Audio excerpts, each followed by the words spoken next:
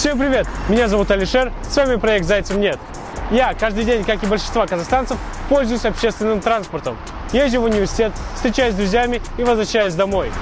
А вы знали, что по статистике 76% общественного транспорта в Казахстане эксплуатируется уже более 10 лет, а в Астане этот процент составил 75%.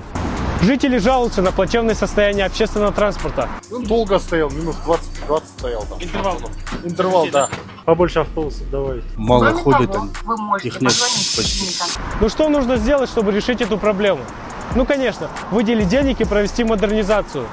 Наша плата за проезд – это и есть те средства, на которые нужно купить новые автобусы. Но есть одна проблема – это зайцы в общественном транспорте, которые не оплачивают проезд.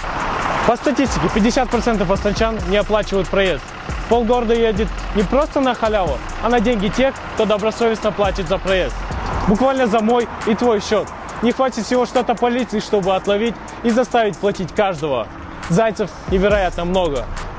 Меня и мою команду такое положение дел не устраивает. Что делать?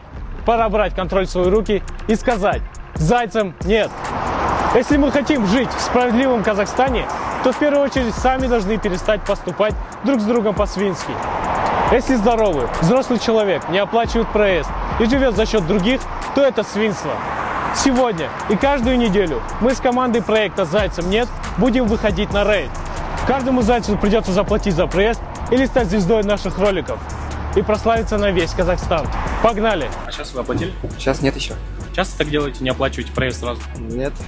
Когда вы не катаетесь без оплаты, вы катаетесь за чужой счет. Вот, да? Молодой человек, ты сейчас в полицию. Шахаир, Давление окажет. Шахаир. Вы согласны с тем, что каждый человек должен оплачивать проезд? Да.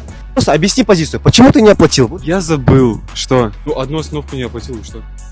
ты не одну остановку, мы с тобой 3 остановки вместе проехали. Я тебе говорю, ты же не оплатил проезд. Ты говоришь, да, не оплатил. И дальше стоишь. То ли назбав, но проездки. Ты не сюда?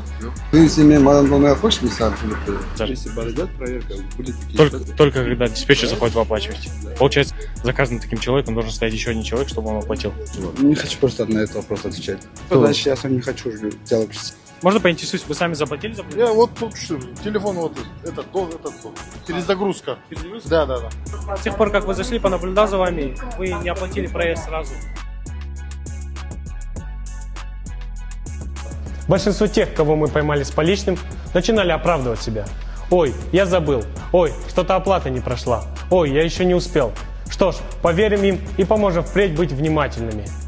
Но были и те, кто отстаивал свое право не платить. Так и говорили: за что? За этот переполненный автобус?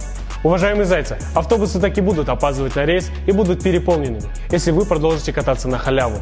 Каждый взрослый и работоспособный человек, который пользуется общественным транспортом, должен честно участвовать в его финансировании. Мы с командой не отступим и будем объяснять эту простую истину каждому. А тот, у кого нету 90 тенге, чтобы оплатить проезд, всегда может отправиться в бесплатное пешее путешествие. Вместе скажем: зайцам нет.